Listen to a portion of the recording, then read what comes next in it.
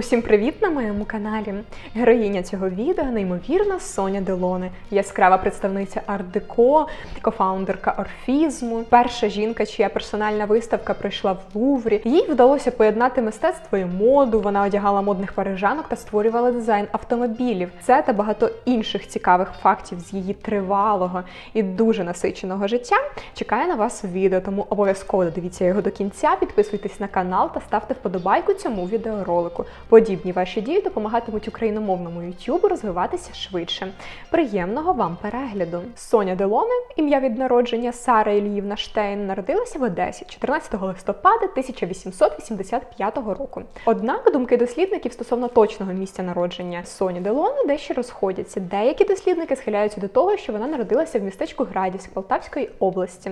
Це пов'язано з тим, що плюс-мінус в період її народження її тато працював управителем цвяхового заводу в містечку Градівськ. Але якщо опиратися на дані в Полтавському та Одеському архівах, то краще все-таки зробити висновок, що вона є уродженкою Одеси. Дівчинка рано осиротіла. Тому, коли їй було 5 років, її забрав у свою сім'ю бездітний дядько по материній лінії – Анрі Терк. Він був успішним адвокатом в Санкт-Петербурзі, а його дружина Анна – дочкою відомого банкіра. Вони й змінили ім'я та прізвище дівчинки. Відтоді вона Соня Терк. Фінансовий достаток нової сім'ї та безмежна любов її дядька зробили свою справу. Соня отримала чудову освіту. А під час літніх канікул вона мала можливість подорожувати Європою, відвідувати кращі музеї та галереї Франції, Німеччини та Іспанії. Тоді вона і зрозуміла, що її дуже захоплює живопис. Далі шкільний вчитель помітив здібності до малювання, і за його порадою у 18 років Соня вступила до Академії образотворчих мистецтв Карлсруе, а потім Академії Ла Палет. Але дівчині не подобалася академічна манера викладання, і вона вважала більш ефективними регулярні візити до картинних галерей та музеїв Парижу. Особливе натхнення Соня Терк знаходила в роботах Руссо, Ван Гога, Гогена. Вона багато спілкувалася з творчою молоддю, заводила корисні знайомства з галеристами та колекціонерами. А потім Соня ввійшла в прекрасний вік для створення сім'ї. Звісно, що на думку її батьків.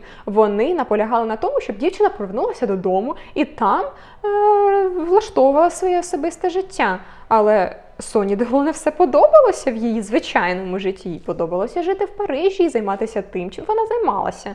І у віці 23 років вона приймає рішення вийти заміж за розрахунком. Її обранцем була дуже гарна партія. Німецький арт-критик, колекціонер, галерист Вільгельм Уде. Вільгельм також був зацікавлений в цьому шлюбі, оскільки таким чином він отримав можливість ввести підозри від його гомосексуальності. Однак є інформація, що його партнер був навіть присутнім на весіллі. Шлюб тривав недовго. Вільгельм Уде познайомив Соню з молодим абстракціоністом Робером Делоне. У молодих людей зав'язалося кохання, Соня розлучилася з чоловіком та одружилася з Робером Делоне. Втім, вони втрьох залишилися в прекрасних дружніх стосунках на все життя. Більше того, Вільгельм Уде купував роботи Соні та Робера і навіть допомагав їм з організацією виставок. Після 1911 року під впливом кубістів Соня Делоне у своїх роботах відходить від натуралізму та фігуративності та віддає перевагу геометрії та абстракції, експериментує з ритмом та кольором. 1912-13 роки пара Робера та Соні Делоне презентують світу новий напрямок у мистецтві – орфізм.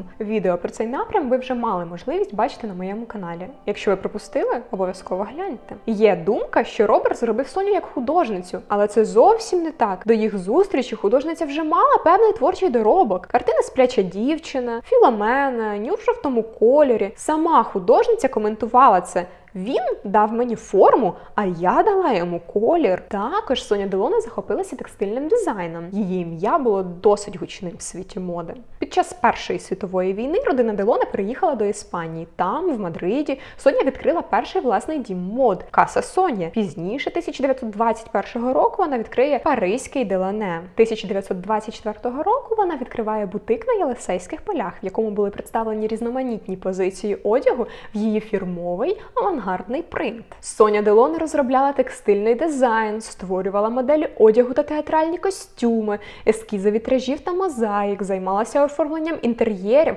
і навіть придумала оформлення автомобілів. Одним словом, працювала дуже багато. Соню Делоне проголосили провідною представницею арт-деко. Журнал Vogue помістив на обкладинку оптичну сукню Соні Делоне. Пізніше, в січневому номері за 1966 рік, вийшло інтерв'ю з художницею, в якому вона скаже: Я думаю, що новий живопис почався з нами. Наш колір зробив його більш вільним. Американська криза 1929 року вдарила по Європі, і 31-го Соні Делоне довелося закрити свій будинок мод. 1941 року помер Роберт Делоне. Щоб не зважати на горе, художниця з головою поринула в роботу. Вона видала мемуари чоловіка, брала участь в численних виставках, на яких презентувала його та свої роботи. А 1963 року Соня дарує Франції 117 робіт свого та Робера авторства. А через рік в Луврі відбувається виставка з роботами Соні Делоне. Таким чином вона війшла в історію як перша жінка, чия персональна виставка пройшла в стінах Лувру. У віці 90 років вона стала володарем найвищої нагороди Франції – ордену Почесного легіону. А в 94 попрощалася зі своїм довгим і насиченим життям. На жаль, її робіт немає в Україні, але вона завжди пам'ятала свою батьківщину. В книзі спогадів вона писала: «Яскраві фарби я люблю. Це фарби мого дитинства, фарби України». Дякую вам за перегляд та запрошую вас разом зі мною розвивати україномовний YouTube. Просто підпишіться для цього на мій канал та поставте вподобайку під відео.